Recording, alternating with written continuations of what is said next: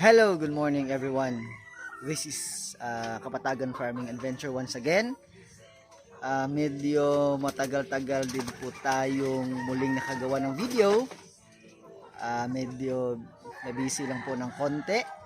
But now, here we are again, no? Nasa chicken coop po tayo ngayon. At saka meron lang ako i-flex. By the way, salamat po sa lahat ng nag-subscribe sa aking YouTube channel. Salamat din po dahil malapit na po nating ma-reach ang 1,000 subscribers. So thank you po. Salamat po sa pagsuporta. Salamat po sa pag-watch ng videos ko. And then until now workout pa din po tayo, no, sa ating watch time hours. At least nakikita ko na maabot po natin yung requirement ng YouTube para po ma-monetize po tayo. So salamat po sa inyong lahat. God bless po sa inyo. Continue lang po ninyong panoorin ang mga videos ko. Lalo na po itong mga mga alagang manok natin. So without further ado, i-flex ko na po itong mga manok ko kasi nung nakaraang araw hapon before ko pakainin yung mga alaga ko may nakita ko isang itlog. Oo. Tapos maliit na maliit. So duda ko may isang manok ako dito na inahin na nagsimula ng mga itlog, no? Pero kala ko hindi pa kasi bale nag 6 months sila nung October 5 yung first batch na manok ko. So but blessings na din kasi nagsimula na silang mga itlog. Plano ko nga pong ibukod na sila o yung isa na ng itlog at saka yung tandang para po makapag-continue na po ng pag-produce ng itlog para po yung mga anak ng mga inahin ko dati sila na po yung ma-produce ng madaming itlog at makapagsimula na din po tayong makapag-brooder ng mga sisiw. Ayan po. So watch lang po kayo. I-flex ko na po silang lahat. So ito na nga po sila, no? Bale 10 na lang po yung natira sa lahat ng mga manok ko. So yung iba naihaw ko. Yung iba naman ay may bumili. But iniwan ko tong malaki. Si Rocky. Ito. Itong malaki. Pinangalanan ng anak ko na Rocky. Ito yung first batch ng mga sisiw kasama nitong isa. Itong maputi. At saka yung iba, ito medyo maliit pa. Nasa 1 kilo pa. 4 na buwan pa lang ito sila, no? Okay. Ito ipapakita ko po yung itlog na nakuha ko po yung isang araw. Okay. So ito na nga po. Ito yung itlog, medyo basa-basa pa siya kasi inilagay ko sa sa fridge. Kasi po sabi po nung kapitbahay ko pag una daw itlog malabo po daw mapisa. Kaya't kinuha ko na lang at saka plano ko na ibukod tong yung inahin na ng itlog na to kasama yung lalaki. So ito. So nagabang-abang pa ako dito kasi pangatlong araw na ngayon kaso hindi pa nasundan yung itlog. So bale baka pag nakagawa na tayo ng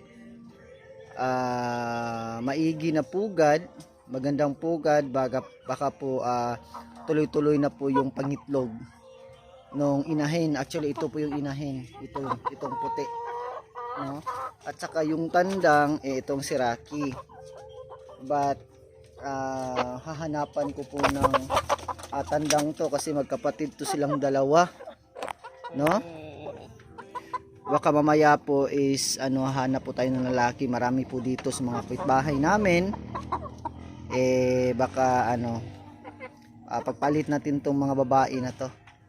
Okay, so ang bala ko kasi is for now, habang hindi pa ako nakagawa ng kulungan, dito muna silang lahat, no?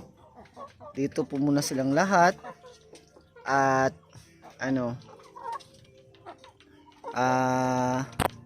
habang nag-iantay po tayo ng mag-mature na po sila, yung nangingitlog na po silang lahat, no?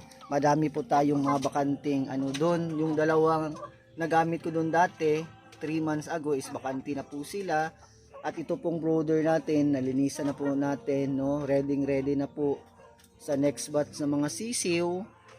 At saka gusto ko din pong i-flex ng mga pato ko dito. So as you remember is shampoo silang lahat, but kinuha ko na po yung dalawang lalaki, bali 7 na lang po silang natira at saka puro babae, no? So 5 months na po sila this coming October 18, bukas na po.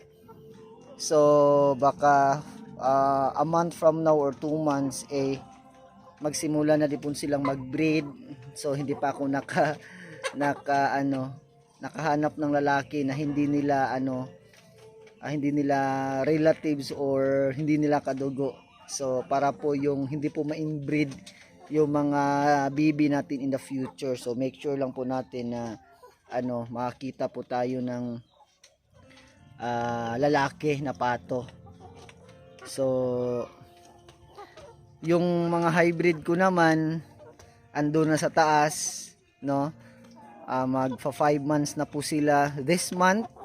So antay-antay na lang mga 2 o 3 buwan pa bago sila makapag-produce ng itlog. So pero bago po yan tatry ko po na palitan yung mga pagkain nila. Bali crack corn at saka feeds na po. Hindi ko na po nilagyan pa ng saging kasi gusto ko po na tumaba sila at para ma-ready na po sa pangingitlog, no? Okay. Ito na po silang lahat. So maulan po dito sa Kapatagan. So season po sa ulan dito, no? But safe naman po sila dito kasi may mga pasilungan naman po sila. Ito po sila, malinis na malinis. Hindi po nakatry na nakaapak sa lupa, no? Okay. So napaka amo po, hindi takot, no? Hindi takot hawak-hawakan, no? Okay. So ayun si Rocky.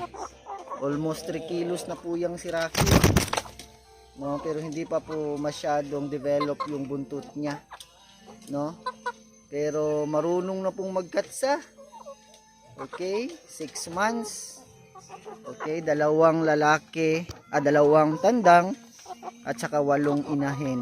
So itong batch na to 4 na buwan pa lang.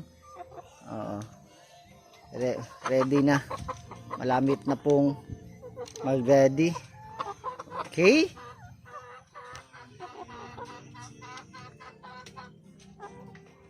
Okay. So, yan lang po muna ang video natin ngayon. Short video lang po siya. Update lang po tayo kung ano na ba po ang mga kaganapan dito sa aking poultry farm. So, ayan na nga po. So, may itlog na nga. So, ito. So, isang itlog. So, napakaliit na itlog. So, antay-antay pa din po tayo, no? Para po na makapagpakondisyon na po yung mga inahin at saka tandang natin. At saka po continue na po natin yung pagbibreed. So once again po, salamat po sa lahat ng mga subscribers natin. Salamat po sa lahat ng nanonood ng mga videos natin. Though hindi po tayo nakapag-upload 2 weeks ago na, but now I know po na continue pa din po yung mga pagsuporta nyo sa YouTube channel ko. Okay?